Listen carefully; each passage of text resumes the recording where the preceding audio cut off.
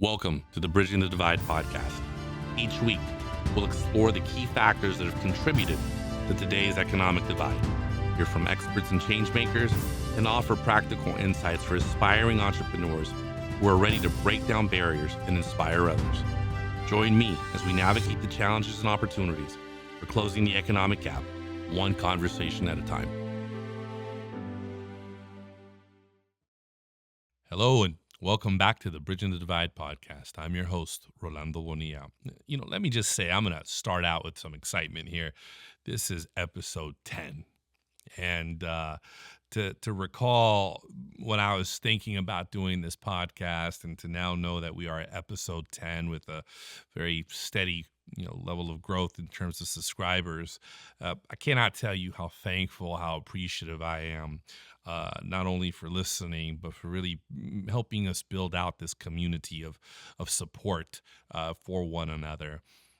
When I started on this journey, the name Bridging the Divide, and by the way, this episode is going to be about gratitude and reflection because it is episode 10. When I started this idea with the thought that we needed to have a discussion about how to bridge the economic divide. I grew up in a working class family, and like a lot of my peers, we were parents living paycheck to paycheck. As I see the generations under me, a lot of what I went through, other generations are going through. Other generations went through it before I did, and there's this constant cycle, right, for communities from a particular socioeconomic demographic that are constantly in this rat race, trying to figure out a way by which to break out of this generational cycle of poverty or working poor, as was the case for me growing up. So that is where the concept of bridging the divide came about, that from a micro level, I would provide through this podcast to those who are interested some of the experiences that I had to give you the tools and the understanding that I've learned along the way to help you on your path so that you can then have a knowledge base and the necessary confidence to go after your goals and dreams, but in the process, not just go after your goals and dreams, but create an economic avenue that will allow for you to break away from your family's economic cycle of just repeat living paycheck to paycheck and so on. We've all done it. We get it. We know the kind of pressure that is. So when I started that is where the Bridging the Divide podcast came from. And from the micro perspective, it was always about and continues being about how to give you the necessary tools to break out of that economic cycle and create something new for your family and for yourselves. And, as is often the case, particularly when you're starting a podcast, you wonder, right? You wonder if people are listening. You wonder if people are engaged with your content, if you're doing it right, if you're doing it wrong. And, what I will say is I have been not just humbled, but inspired by you.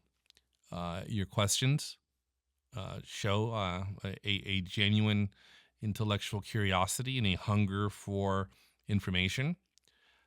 And then as I've met some of you, I am even more inspired at the fact that many of you are using this content to really inject some energy into your concept and turn it into an actual productive and profitable business.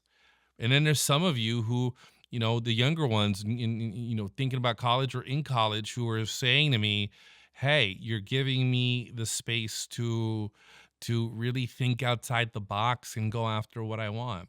Just last week, I met a young man, high school age, out from the Bakersfield, California area, who shared with me that now he wants to be a mechanical engineer and he wants to design cars for BMW.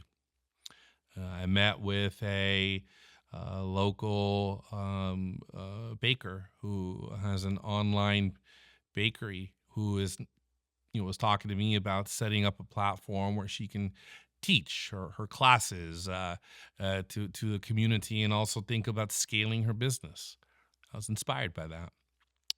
I think about the young consultant who shared with me that she is interested in not just the growth, but really building confidence from the fact that some of the principles that I've shared here on this platform, she has been able to convert into clients. And then there are others who, before the podcast, have shared with me that some of the principles that I've shared with them, they've been able to convert that into very successful businesses that has allowed for them to not just have a business, but also create opportunities for their loved ones. And you see, that's what drives me, right? That's really what gets me excited about this podcast. As I said to you all from the very beginning, whether it's one person or a million, what I'm really motivated by more than anything else is whether or not I'm giving you something of value. I recognize I don't know everything, and I recognize that some of the things I've said, others have said. I'm just sharing with you my perspective, sharing what has worked for me in the hopes that either I spark something in you to help you take that next step, or just on the technical side, maybe answer a question for you to help you overcome an obstacle you're dealing with at the moment. So to me, that is really what bridging the divide is about. You know, as individuals, it may feel as if we're not making a dent in closing that economic divide. But for me, the goal is the aggregate. What happens when it's one person, it's two people, it's five, it's 10, it's 100, and so on and so forth. Over time, you're not just changing the economic trajectory of your family, you're changing the economic trajectory of the community that you are in, because you are demonstrating to them that what many thought was impossible is actually possible. Think about that. You and your success, or even, even more granular, your pursuit of that success sends the biggest message of all to your family, to your neighbors, to your community of people that you interact with, that what many thought was impossible is possible. And so that is, to me, why I am so excited to have gotten here to episode 10, and more excited about the fact that I interact with so many of you, and I've been able to even interact with some of you actual face to face, and to hear your questions and to see your passion and to know that we're doing something here at the Bridging the Divide podcast that is actually changing lives,